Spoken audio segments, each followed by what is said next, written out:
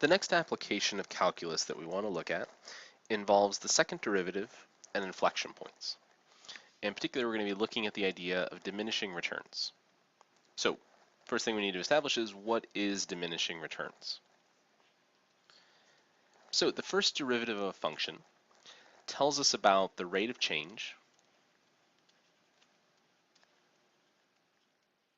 of the function itself.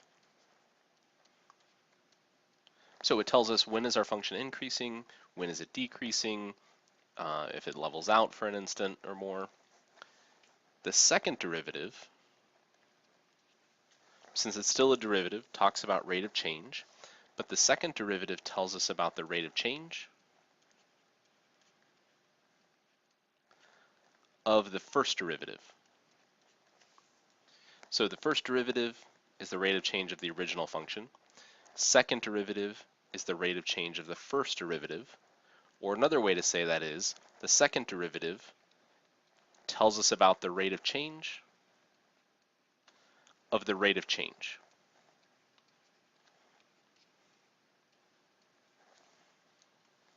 So when we're looking at this idea of the rate of change of the rate of change, what we're trying to understand is, when does the rate of change of the original function begin to slow down?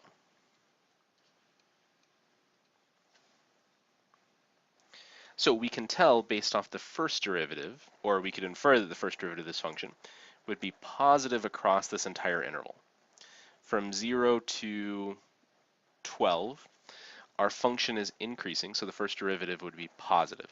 So that's the rate of change of the function. But what we want to know is, when does the rate of change of our function start to slow down? In this case, there's a point at x equals 8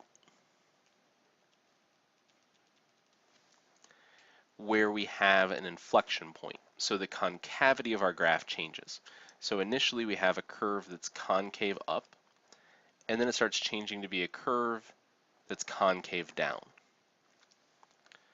So what we see from 0 up into that inflection point at 8, we see in our function rapid growth.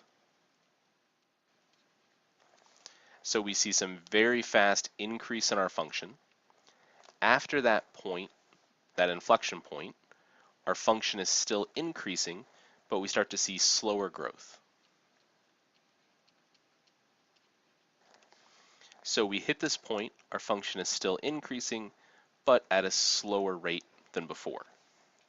So we refer to this point, this particular inflection point, as the point of diminishing returns.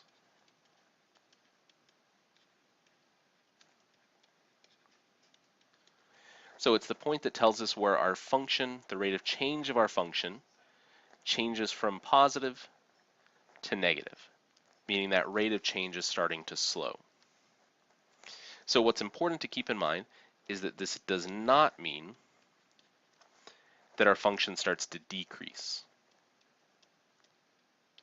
So our function is still increasing across this entire interval, but past that inflection point, it's starting to increase more slowly.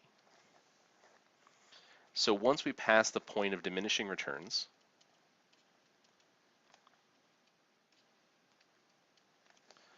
our values are still increasing, our function values are still increasing, but what we're saying is they aren't increasing as quickly.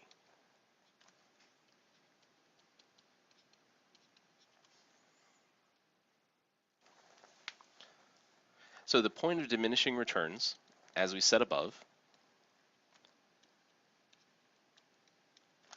occurs at an inflection point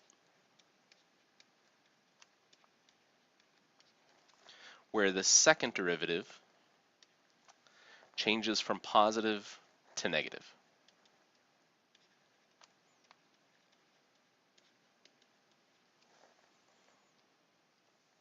So we're not looking for just any inflection point, we're looking specifically for where our second derivative